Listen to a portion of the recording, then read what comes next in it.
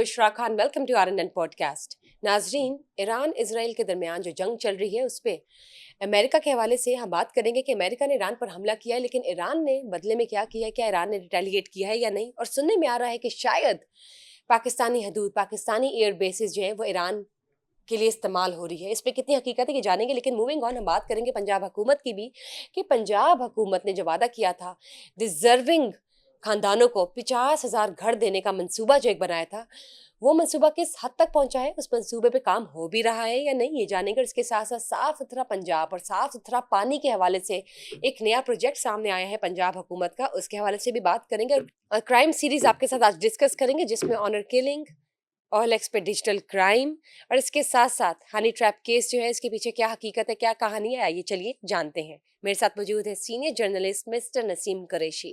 अस्सलाम वालेकुम। वालेकुम अस्सलाम, कैसी हैं आप? ठीक हैं? ठीक सर, आप कैसे हैं? अल्लाह का शुक्र। सबसे पहले बात कर लेते हैं ईरान इसराइल के हवाले से। ये बताइए, अमेरिका ने ईरान पर हमला किया है हफ्तेवार की शब। ईरान ने अमेरिका पर रिटेलिएट किया है, ईरान ने अमेरिका पर डायरेक्ट हमला किया है, लेकिन क्वेश्चन मेरा यहाँ पर ये है कि सुनने में आ रहा है, या चले इस चीज़ को क्लियर कर दें कि क्या पाकिस्तानी हदूद या पाकिस्तानी एयर बेसिस जो हैं वो इस्तेमाल हो रही है ईरान के लिए। पहली तो बात ये है कि पाकिस्तान की कोई एयरबेस, कोई हवाई अड्डा इस्तेमाल नहीं हुआ। इसको हम ज़रा थोड़ा तफसील में जाएंगे, लेकिन अभी एक जो खबर है, ब्रेकिंग न्यूज़ है। जब तक हमारा ये पॉडकास्ट पब्लिश होगा, हो सकता है उस वक्त तक ये काफ़ी होगा, लेकिन अभी हम डिस्कस कर लेते हैं। ईरान ने वो जो हमले की जो बात कर रही हैं आप, उसमें पाकिस्तानी हदूद की बात, वो तो कोई पाकिस्तान कोई हदूद पाकिस्तानी कोई फ़ज़ाई हदूद पाई कोई एयरबेस कोई इस्तेमाल नहीं हुई। उसकी हम डिटेल में अभी जाते हैं, लेकिन उससे पहले ये जो ब्रेकिंग न्यूज़ है वो ये है कि अभी भी खबर आई है, ईरान ने कतर और इराक में मौजूद अमेरिकी जो फ़ौजी अड्डे थे, इनमें जो एयरबेस थी फ़ौज की, आपको इराक में, आपको पता है इराक में भी और कतर में भी। और कतर जो है वो अफगानिस्तान और अमेरिका की जब जो अमेरिकन फ़ौजों का निकला हुआ था, उसमें भी वो दरमियान में ज़ामन था। उसने वहाँ पे वो जगह दी हुई थी। वहाँ पे वो जो अड्डे हैं फ़ौजी अड्डे, ईरान को चूँकि ये शक है या यकीन है कि ये फ़ौजी अड्डे इस्तेमाल हुए, तो उसने उनके ऊपर हमला करने की इतला है कि उसके ऊपर मज़ाइल दागे हैं उसने, हाँ बैलिस्टिक मज़ाइल दागे हैं। और ये गैर मुल्की खबरसां अदारे जो हैं, उनका ये कहना है कि कतर के दारुल हुकूमत दोहा में ज़ोरदार धमाकों की आवाज़ें थोड़ी देर पहले सुनी गई हैं। यानी कि हम कह सकते हैं कि अमेरिका ने जो ईरान पर हमला किया एक रात पहले, उसका जवाब दिया है, जवाब उसने दिया है। ईरान ने अमेरिका पर हमला कर दिया है। हाँ, ईरान ने अमेरिका के सारे फौजी अड्डों पर हमला कर दिया। फौजी अड्डे जो वहाँ पे मौजूद थे, उसको वही बताते हैं जो हमारे पास जो अभी तफसीलात हैं। उसमें ये है कि मशरिक वस्ता में जो अमेरिका का जो सबसे बड़ा फौजी अड्डा है, वो कतर में अल अदीद एयरबेस है। कतर में उसके ऊपर हमले की सबसे बड़ा एयरबेस अमेरिका की जो है वो कतर में है, ठीक है।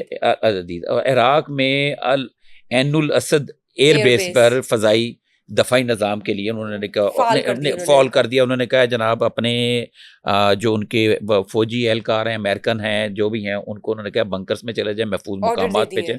उनको कतर, इराक में भी और कतर में भी अमेरिका के फौजियों को ये भी उन्होंने कहा, इराक में भी और कतर में भी उन्होंने कहा अपने जो नजर ना आए सड़कों के ऊपर। हम कह सकते हैं कि वहाँ पे एयर बेसिस में मौजूद जो अमेरिकन फौज है, उनको ये ऑर्डर्स आ गए कि वो बंकरों में छुप जाए, बंकरों में चले जाएं। और अमेरिकन शहरी जो भी डिप्लोमेट्स वगैरह जो लोग हैं, उनको कहा गया आम मुकामात पर नजर ना आए, वो साइडों पर चले जाएं।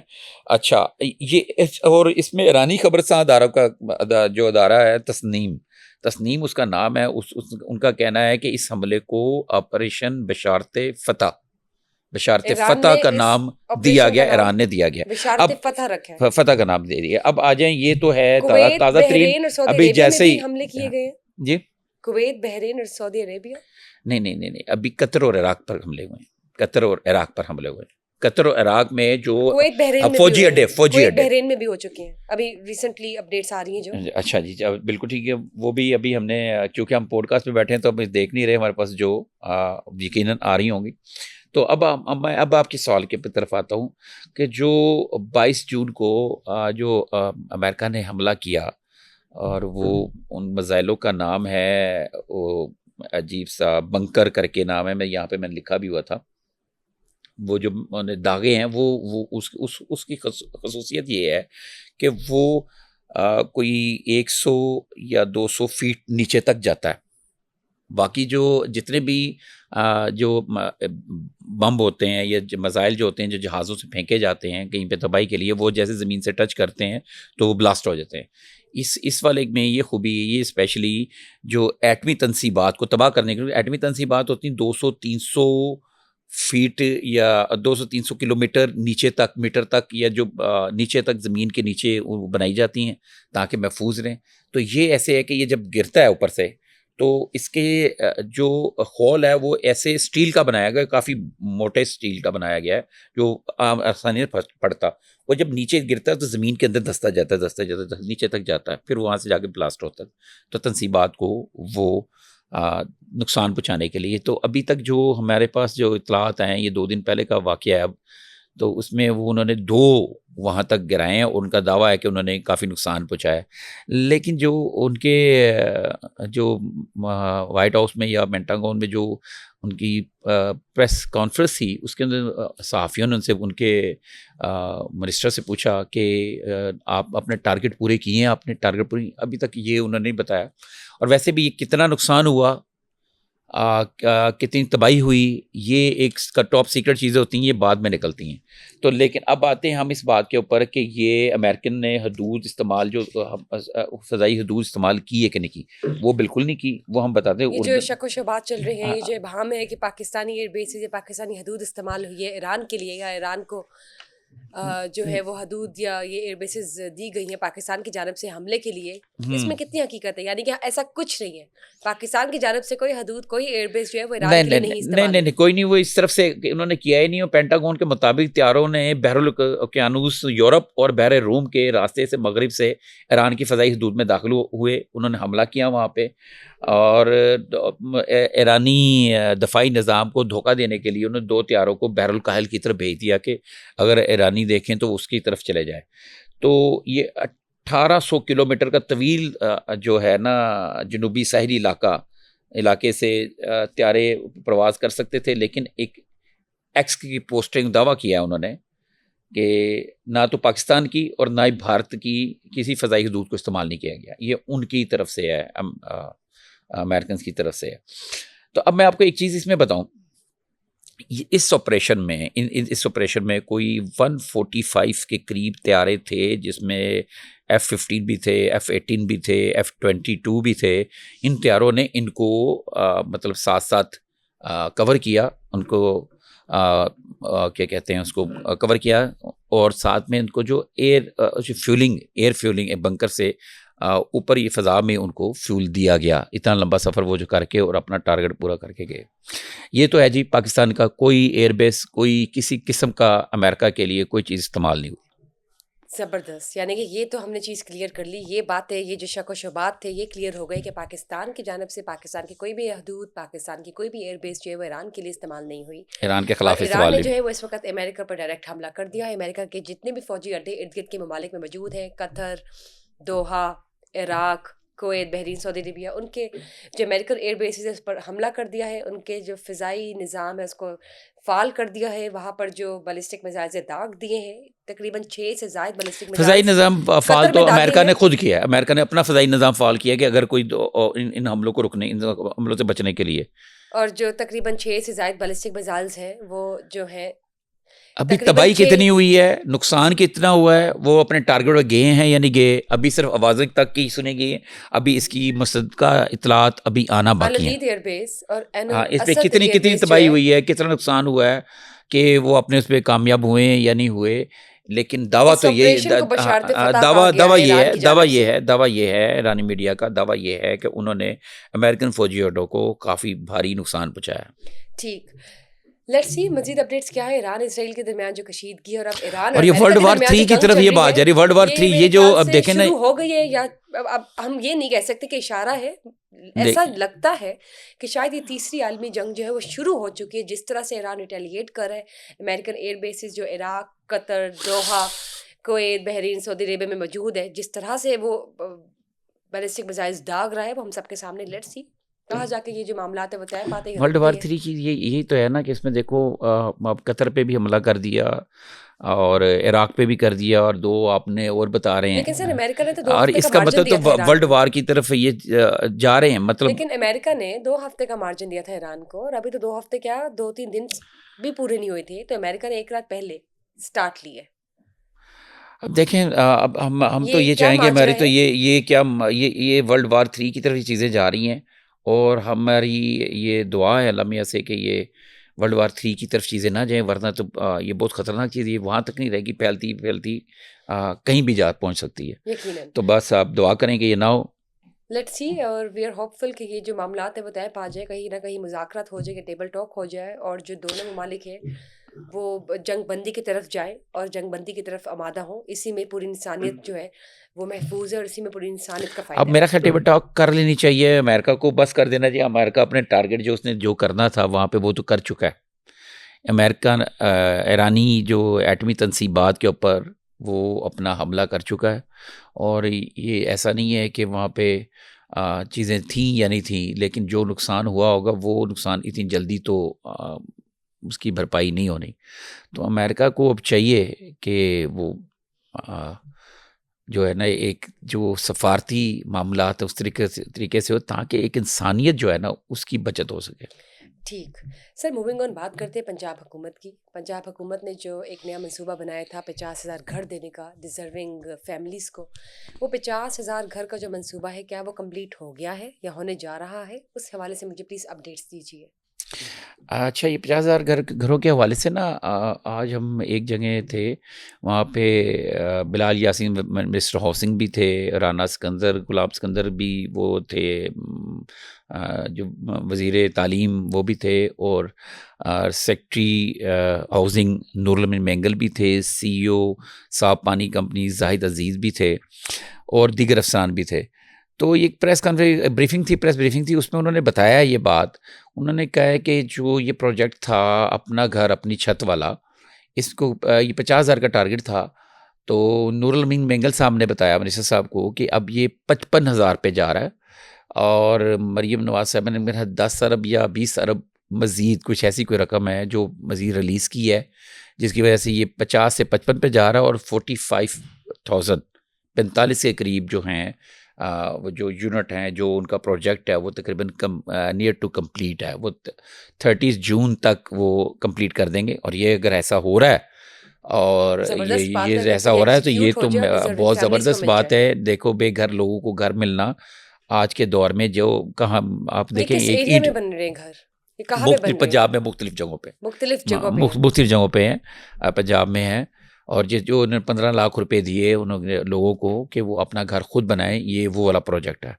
ज़बरदस्त। लेट्स सी कि कौन-कौन लोग जो हैं वो वाक़ई डिज़र्विंग है, जो इन घरों का जो है इन घरों की मलकियत में आएँगे। अदरवाइज़ देखें ये या जितना भी मिलते भी हैं डिज़र्विंग को कि नहीं?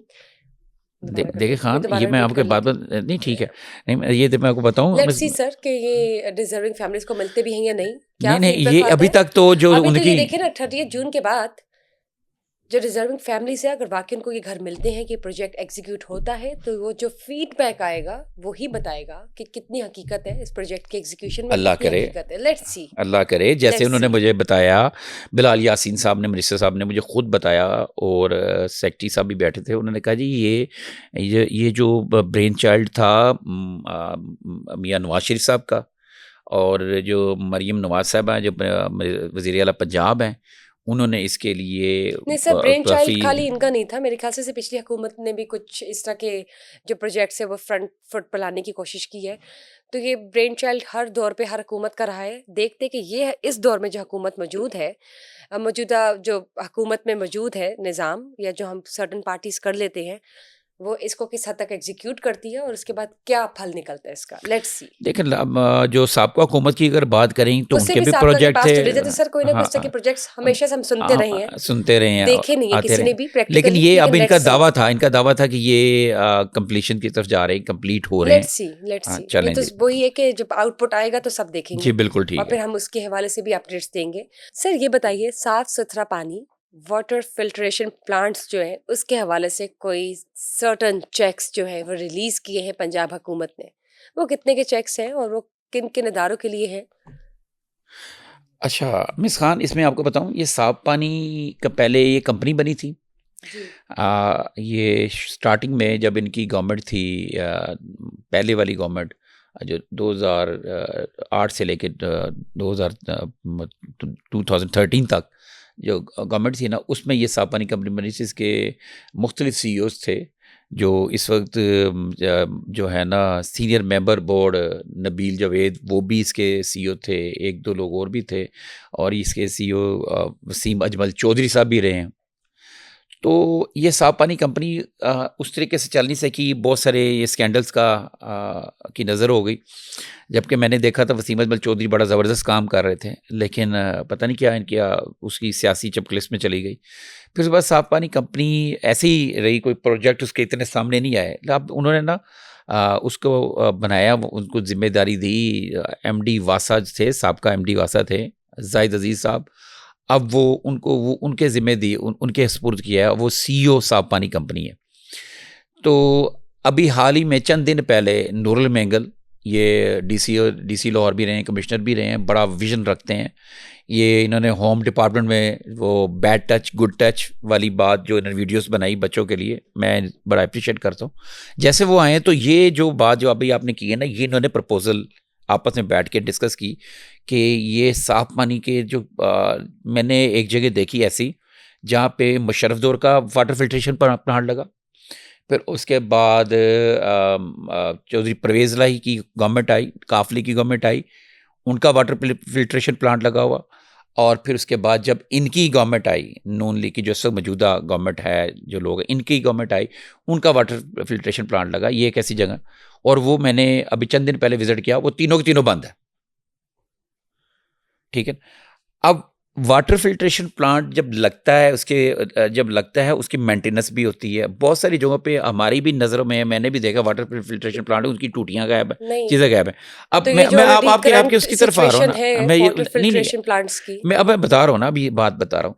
तो इसके ऊपर ये जो इन्होंने एक प्लानिंग की है, ये बड़ी ज़बरदस्त प्लानिंग है। सेक्रेटरी हाउसिंग है नूरुल मेंगल साहब ने ये कोई प्लान दिया, और बकौल बिलाल यासीन मिनिस्टर जो वज़ीर हाउसिंग है, उनका कहना है कि मरीम नवाज साहबा ने इसको फौरी तौर पे जो है एग्जीक्यूट करने के लिए कहा। और साथ में उन्होंने ये भी कहा कि ये साफ पानी का जो ब्रेन चाइल्ड है, जो प्रोजेक्ट है, ये जी। मियां नवाज शरीफ साहब का है, जो साफ पानी कंपनी तब से लेकर ये उन्हीं के हदायत के मुताबिक ये हो रहा है। और ये है क्या, अब इसमें इन्होंने क्या किया है, इन्होंने ये किया है, एक ये बड़ा फैसला, ये पहली दफ़ा हुआ है। और एक तरह से मैं अप्रिशिएट भी करता हूँ अगर ये वाक़तन इसी तरह ही हो। वो है क्या कि सूबे भर के, पंजाब के सूबे के 3000 स्कूल और मदारिस 3000 स्कूल और मदारिस मदारिस इनको वाटर फिल्ट्रेशन प्लांट्स लगाने के लिए 30 से 35 लाख रुपए के चेक दिए जा रहे हैं पर स्कूल। पर स्कूल, पर मदरसा। अच्छा, अब ये होगा क्या, तवज्जो करें। अब ये मदरसा है, मदरसे में वाटर फिल्ट्रेशन प्लांट लगेगा। वो इस तरीके से लगेगा कि 5 या 6 उसके नोजल जो होंगी इस मदरसे के अंदर होंगी, और 5-6 नोजल जो होंगी वो बाहर होंगी मदरसे की ताकि बिल्डिंग के पब्लिक बाहर, भी इसका ताकि फायदा वहाँ उठा जो सके। पब्लिक है वो भी उससे फ़ायदा उठा सके। ठीक। और अब ये इसके जो कस्टोडियन जो होंगे, वो मदरसा, वो स्कूल के मुंतज़मीन होंगे, मैनेजमेंट होगी, मैनेजमेंट, बिल्कुल। उनकी मैनेजमेंट होगी। और उसकी जो मेंटेनेंस का कोई 10,000 उन्होंने खर्चा रखा है, जो कि सफाई वगैरह का, वो हर माह उनको मिलेगा गवर्नमेंट की तरफ से। और दूसरा, जो इसकी बिजली जिससे चलनी है, वाटर फिल्ट्रेशन प्लांट ने मोटर वगैरह चलनी है या कोई ऐसी चीज़ चलनी, उसके लिए इसी 35 लाख के अंदर उसकी फिजिबिलिटी भी है, वो जो सोलर सिस्टम की, ताकि बिजली के बिल से फ्री। और ये एक आइडिया बड़ा ज़बरदस्त है, बिजली के बिल से फ्री। सस्टेनेबल प्रोजेक्ट है, हाँ, बिल्कुल इस तरीके से है। और अगर ये जिस इकोनॉमी तरीके से फ्रेंडली। और ये खुद बनाएंगे, और ये स्कूल्स आज मेरे सामने उन्होंने मदरसों के मुंतज़मीन आए हुए थे, उनको चेक दी, और स्कूल्स की टीचर्स आई हुई थी, जिन जिन स्कूलों में कमेटियाँ बनी हुई ना, जिस जी। गांव में, और स्कूल में 300-200 से ज़्यादा बच्चे हैं, उन स्कूलों को दिया है। और उसकी आबादी भी 50,000 60,000 इतने लोगों की है।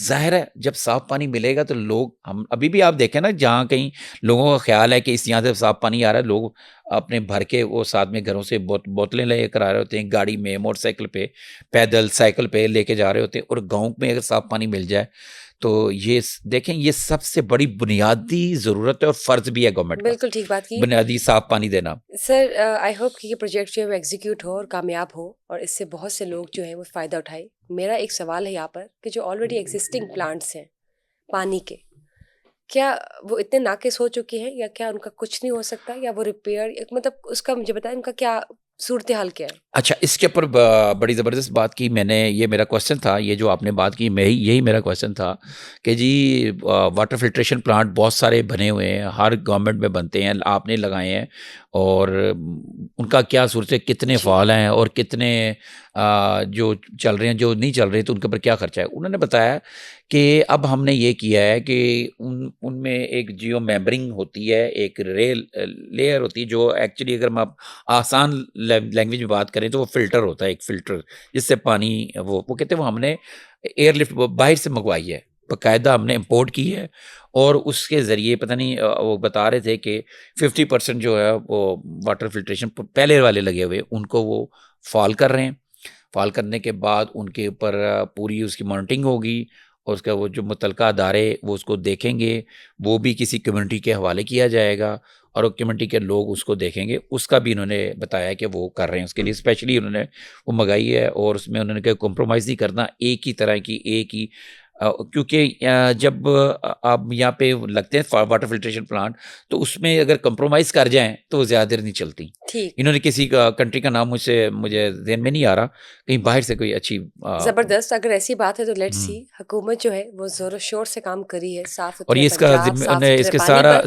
सारी की ज़िम्मेदारी बेहतरीन इन्होंने दी बेहतरीन। है साफ़ पानी अथॉरिटी को, उसके चीफ एग्ज़ीक्यूटिव ज़ाहिद अज़ीज़ के हवाले की है ठीक। कि वो तमाम वाटर फिल्ट्रेशन प्लांट के ऊपर ये इस चीज़ के ऊपर वो देखेंगे और इसको यकीनी बनाएंगे। ठीक है sir, moving on, crime series को मैं आगे बढ़ाते हुए आपसे बात करना चाहूंगी। ऑनर किलिंग के केसेस हैं, हनी ट्रैप केसेस है, और इसके अलावा OLX पर एक केस है जिसमें डिजिटल ट्रैप है, और वो भी एक केस सामने आया है मंजरेआम पर। प्लीज ये तीनों cases turn by turn discuss कीजिए।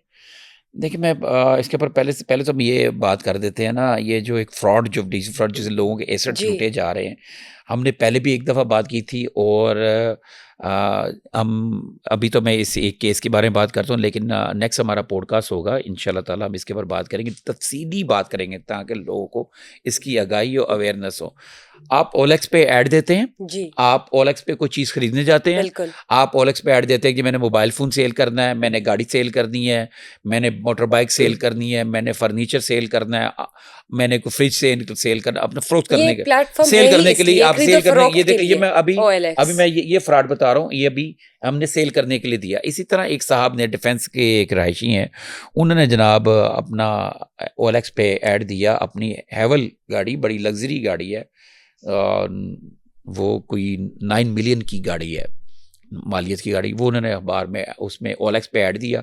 एक साहब आए, उन्होंने आके देखा। अच्छा, अब वो साहब, अब गौर करें जी, आप बात बताने का मकसद ये है कि अगर आपको ऐसी चीज़ बेचने के लिए रखते हैं और आपके पास साहब आते हैं कोई मास्क पहन के, वो वाला मास्क पहनते हैं जो कोरोना वगैरह के लिए इस्तेमाल होता है, जो सर्जिकल मास्क पे आते हैं। मास्क पहना हुआ था उन्होंने, मेडिकल सर्जिकल मास्क पहना हुआ, मास्क पहन के उनके पास आए, उनके पास बैठे हैं, गपशप लगाई है, गाड़ी की बात की और गाड़ी की ट्रायल लेने के लिए निकल गए हैं।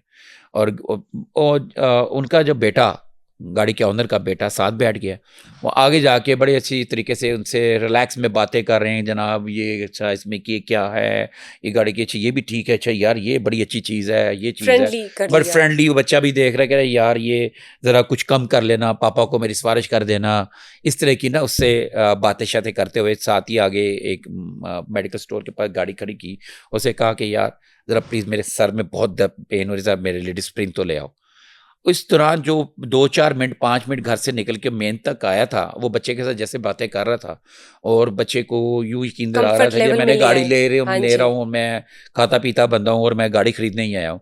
बच्चे को, मासूम को क्या पता था कि फ्रॉडिया है। बच्चे की क्या उम्र थी? बच्चे की यही जो यंगस्टर बच्चे 20 ईयर्स के, जो आम घरों में जो बच्चे होते हैं 20 अब यंग लड़के, तो उसको हम बच्चे ही बोलेंगे। तो वो बच्चा ज़ाहिर है कर्टसी एक बड़े ने कहा है और इतनी काइंडनेस में बात कर रहा है, तो वो लेने के लिए गए मसरूफ़ हो, जैसे वो नीचे उतरा उसने गाड़ी भगा दी। सीसीटीवी वीडियो भी है, वो गाड़ी लेके भगा रहा है और उसके पीछे बच्चा भाग रहा है। ये जनाब फ्रॉड हुआ है, जिसकी एफआईआर भी दर्ज हुई है। और मैं ये लोगों से ये कहूँगा जो अपनी एसेट्स को बेचना चाह रहे, ज़ाहिर है कि ज़रूरत के लिए बेच रहा होगा। गाड़ी कौन बेचता है, उनको कोई ज़रूरत होगी उन साहब को, तो ये उसकी एफआईआर भी है, हमारे पास आ गई है। ठीक है जी, ये एफआईआर भी आ गई है। तो अब हम अफसोस ही कर सकते हैं इनके साथ, तो हम अब क्या किया जा सकता है। लेकिन मेरा अपने जो हमारी पुलिस लॉ महकमा जो है वो इन्फोर्समेंट जांच पड़ताल करे डिपार्टमेंट इस केस की, देखे ना, जिस बिल्कुल करे। डिफेंस के एरिया से जहाँ से वो गाड़ी निकली है, चोरी हुई है, तो वहाँ पे सीसीटीवी, सेफ सिटी के कैमरे, अगर ये जब पुलिस चाहे तो यूं करके चुटकियों में इस गाड़ी को पकड़ सकती है। अब पता नहीं अभी तक गाड़ी पकड़ी गई है या नहीं पकड़ी गई, मजीद लेकिन डेवलपमेंट जो होगी वो हम शेयर हम करेंगे। बिल्कुल शेयर करेंगे। ये और तो हमें हो गया उम्मीद जी, है कि पुलिस जो ये एक है वो फ्रॉड इस है, केस पे लेकिन डिटेल से जी हम नेक्स्ट किसी पॉडकास्ट में बल्कि अनकरीब करेंगे। ये लोगों के साथ फ्रॉड नहीं होना चाहिए। बिल्कुल अब ठीक आ है जाए ऑनर किलिंग की तरफ। जी। ऑनर किलिंग का जो वाकया है प्लीज वो शेयर करें, वो ऑनर आखिर किलिंग का क्या ये वाकया, वाकया ये है? बड़ा, इसके ना अभी एफआईआर दर्ज नहीं हुई, अभी ताज़ा तरीन वाकया है। तो आज का वाकया है? आज का वाकया अभी कुछ 2-4 घंटों पहले का वाकया है। इसमें बागबानपुरा के इलाके में ये वाकया हुआ है कि एक खातून है, वो उसकी उम्र भी कोई 50 साल के करीब है, 15-50 साल के करीब है। उसने अपने शौहर और अपनी भतीजी को तेज़ धार आले से, खंजरों से मार मार के दोनों को ही मौके पर ही मर्डर कर दिया उनका। और उसकी वजह वो ये बताती है कि उसको शक था, या फिर उसने रंगे हाथों मौके पे पकड़ा, या जो भी था, कि उसके शौहर के 16 साल बच्ची के साथ नाजायज़ मरासम थे। वो बच्ची भतीजी थी उनकी? भतीजी बताई जा रही है। नाजायज़ ताल्लुकात के शुबे पर उसने कत्ल किया है। पुलिस ने मौके पर पहुंच के उस खातून से आला कत्ल भी बरामद कर लिया, उसको गिरफ्तार भी कर लिया। एफआईआर अभी एफआईआर नहीं, मुद्दई अभी मिला नहीं था कि मुद्दई कौन बने। जाहिर है कहीं फैमिली के एक मेंबर थे सीनियर, वो पकड़े गए। अब मेरा ख्याल वो बच्ची के वालिद बनेंगे, वालिदैन बनेंगे, जो भी बनेंगे। लेट्स सी, देखते हैं क्या होता है। मजीद हाँ, डेवलपमेंट ये इस हवाले है से भी वो शेयर करेंगे। ऑनर किलिंग ये है। और सर ये बताइए, ये जो हनी ट्रैप केस एक सामने आया है, ऐसे बहुत से केसेस जो है वो सामने आ रहे हैं, लेकिन आपके पास जो है वो डिस्कस करने के लिए कौन सा है, प्लीज बताइए। हाँ, ये हनी ट्रैप देखो, हनी ट्रैप तो होते ही जा रहे हैं, हनी ट्रैप हो रहे हैं लोगों को ना। इसमें भी थोड़ी सी समझने की ज़रूरत है कि लोग तवज्जो करें, जो कारोबारी लोग हैं और क्या कहते हैं, कोई साहिब हैसियत हैं, जिसके पास 2 पैसे होते हैं, तो वो उनको ख्याल करना चाहिए। हनी का मतलब होता है शहद, मिठास, अच्छा लगना, इसलिए इसको हनी ट्रैप का नाम दिया गया, किसी खातून के ज़रिए ना। और खातून जो होती है उसको मिठास से, मीठे के साथ मंसूब करके इसका नाम हनी ट्रैप डाल दिया गया है। मतलब कोई खातून अगर किसी को ट्रैप कर ले, अपने झांसे में कर लेना झांसे ना, में डाल ले, फ्रॉड कर ले, उसको हनी किसी भी ट्रैप ट्रिक कहेंगे। के जरिए। अब ये है उधर शादरा टाउन के इलाके में कोई दूध फरोश है, वो एक खातून थी, उसने उसको कहा ये दूध ज़रा मेरे घर छोड़ दो। वो मसूफ उसके साथ दूध उसके घर छोड़ने चले गए शॉप से। लेकिन हो सकता है खूबसूरत हो या कोई शक्ल हो खातून, तो वहाँ चले गए। जब वहाँ वो पहुँचे तो वहाँ पे उस खातून ने उनको कमरे में बंद कर दिया, और लोगों ने, कुछ बंदों को बुलाया गया, उन्होंने उसको तशद्दुद का निशाना बनाया और 1,08,000 रुपये उससे लेके मंगवाए, या उसने जो भी किया उससे लेकर फिर उसको छोड़ दिया। ठीक है, जिसकी उसने पुलिस में अपने दोस्तों से बात की। दूध फरोश था, दूध फरोश को बंद कर दिया। दूध फरोश को आजकल तुम ऐसे ना ब्लैकमेल समझना करने कि के लिए वो कि पैसे गरीब लोग निकलवा होते लें। हैं। दूध फरोश सबसे अमीर लोग हैं, बड़ा पैसा होता है उनके पास, दूध फरोशों के पास। तो दूध क्योंकि हर घर की ज़रूरत है, चाय बननी है उससे, बच्चे ने पीना है दूध उससे, आपने कुछ भी चीज़ बननी है दूध से बनती है। तो उसको डेयरी प्रोडक्ट्स जो है। हाँ, डेयरी प्रोडक्ट।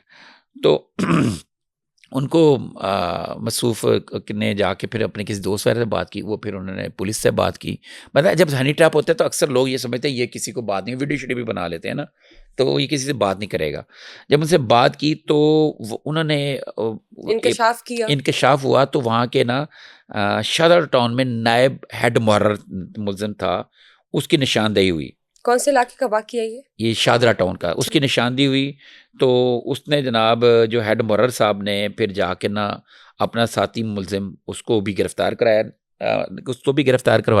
लेकिन खातून अभी गिरफ्तार नहीं हुई। तो हम अपने नाज़रीन को एक रिक्वेस्ट करेंगे, और उनको ये बताएंगे कि ये हनी ट्रैप आजकल बहुत ज़्यादा हो रहा है, क्योंकि ज़राए आमदन कम है, अखराजात ज़्यादा हैं, महंगाई होती जा रही है, पेट्रोल बिजली के बिल बहुत ज़्यादा हैं, आम लोग भी धोखा खा रहे हैं और धोखा दे रहे हैं, धोखा खा रहे हैं और धोखा दे रहे हैं। मेरी कम बात को ज़्यादा समझिएगा, तो हनी ट्रैप से बचें। बिल्कुल बेहतरीन बात की आपने, और इस हवाले से जो क्राइम सीरीज की मजीद डेवलपमेंट है वो हम आपके साथ शेयर करेंगे नाज़रीन, लेकिन इसके लिए देखते रहे RNN podcast. Thank you for being today, for being here with us today, and thank you guys for watching us today. Just stay tuned for another session for more updates and development. Till then, bye bye.